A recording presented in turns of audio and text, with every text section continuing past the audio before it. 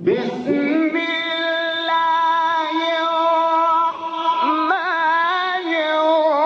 الرحيم ألف لام ميم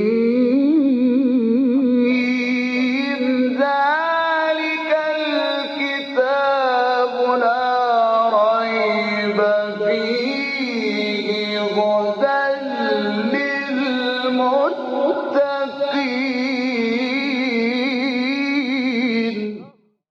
Interpretation of the Holy Quran. Bismillah ar-Rahman ar-Rahim. In the name of Allah, the Beneficent, the Merciful. With the help of Allah, we began a brief commentary of Quran.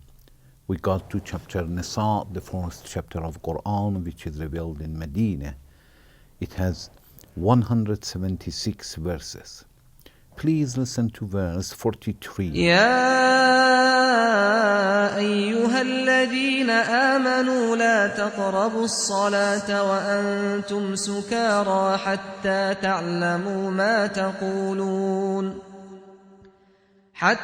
تعلموا ما تقولون ولا جنبا إلا عابري سبيل حتى تغتسلوا وإن كنتم مرضى أو على سفر أو جاء أحد منكم من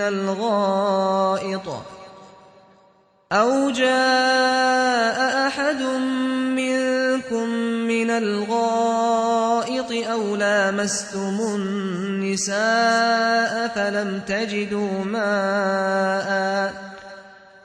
تجدوا ماء فتيمموا صعيدا طيبا فامسحوا بوجوهكم وأيديكم إن الله كان عفوا غفورا.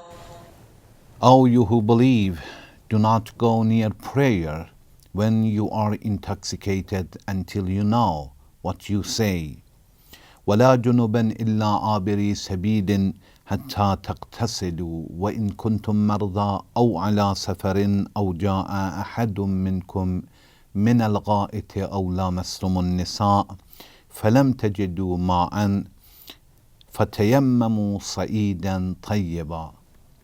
Nor when you are under an obligation to perform a bath, unless traveling on the road, until you have washed yourselves, and if you are sick or on a journey, or one of you come from a privy, or you have touched the women, and you cannot find water, then make your ablution to clean ground. فامسحوا بوجوهكم وأيديكم إن الله كان عفوا غفورا. Then wipe your faces and your hands. Surely Allah is pardoning, forgiving.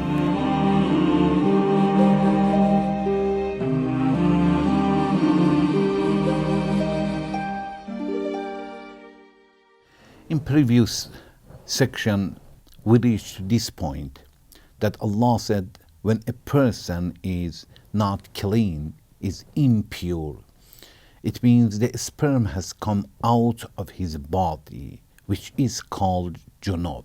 Either he had a sex with his wife, or he was awake, or he was in a sleep, and a sperm came out of his body. This person should perform the ablution. It is necessary. He cannot pray in that situation unless Allah said, Abiri Sabil, unless a person is in a journey and he could not find water.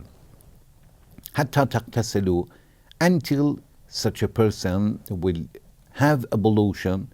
It means wash his body in a special way, as we explained, which is ghusl al-janaba. This is one of the meaning that a scholar said for this sentence, وَلَا جُنُبًا إِلَّا عَابِرِي سَبِيلٍ. It means when a person is not clean and a sperm had come out of his body, he cannot pray unless he wash his body, or he will be in journey and will not have water, and make tayammum in a state of that, to perform ablution with stone or with soil, which is called tayammum. This is one of the meaning for this sentence, وَلَا جُنُبًا إِلَّا عَابِرِي سَبِيلٍ. And عَابِرِي سَبِيلٍ means a person who is in a journey. Some interpreters of Quran have mentioned another meaning for this sentence. They said, وَلَا جُنُبًا إِلَّا عَابِرِي سَبِيلٍ. It means a person who is not clean, is impure, he is junub, he cannot go inside the mosque. وَلَا تَقْرَبُوا الصَّلَاةِ. Here, وَلَا جُنُبًا, it means don't go inside the mosque. إِلَّا عَابِرِي سَبِيلٍ, it means unless you pass the mosque, not to stay in it. You will come from one door and exit from the other door.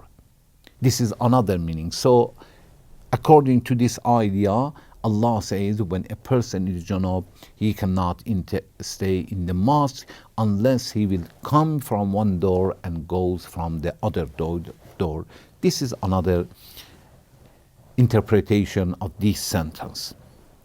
Anyway, حتى تغتسلوا, unless the person will perform ablution. As we said, it means have an intention that I want to have ablution, غسل الجنابة, and after that he will wash his face, his head completely until the neck, even the ears and every place in his head and faces.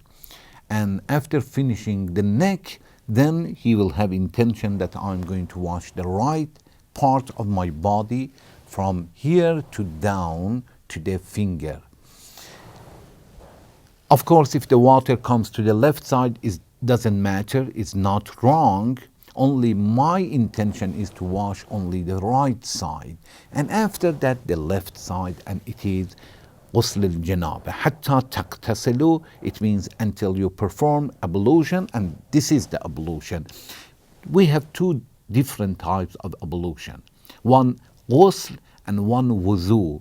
Ghusl is for the time that a sperm had come from out of the body, and without that a person cannot pray. And wuzu is for the time that a person had slept or had gone to the toilet.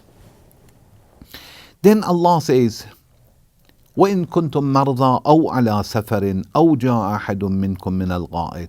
But if a person is sick and a sperm has come out of his body, or he had gone to toilet, he has slept, but he is sick, he cannot wash his body with water. Water is harmful for him. وَإِن كُنْتُم مَرْضَى, if you are sick, أَوْ عَلَى سَفَرٍ, or if a person is in a journey and doesn't have water, أَوْ جَاءَ أَحَدٌ مِّنكُم مِّنَ الْغَائِطِ, or if a person came from toilet, أَوْ لَامَسْتُمُ النِّسَاء, or if a person touched the women and it is necessary to have ablution, غسل الجنابة, فَلَمْ تَجِدُوا مَاءً, and he cannot find water, he doesn't have water. فَلَمْ تَجِدُوا مَاءً, and he cannot find water. It goes to all. It means you are in a journey, or you came out of the toilet from bath, or a person had slept with his wife. In all this situation, فَلَمْ تَجِدُوا مَاءً, he doesn't have water. He cannot have ablution. He cannot even perform ablution in a state of wuzu, to wash his hands and face and wipe his head and feet, which needs a little water. He doesn't have it.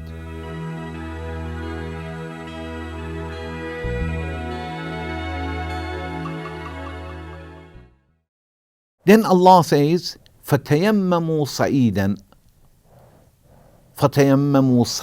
طَيِّبًا. تَيَمَّمُوا صَعِيدًا, it means such a person should perform tayammum, ablution, but with a stone, ablution with soil, which is tayammum.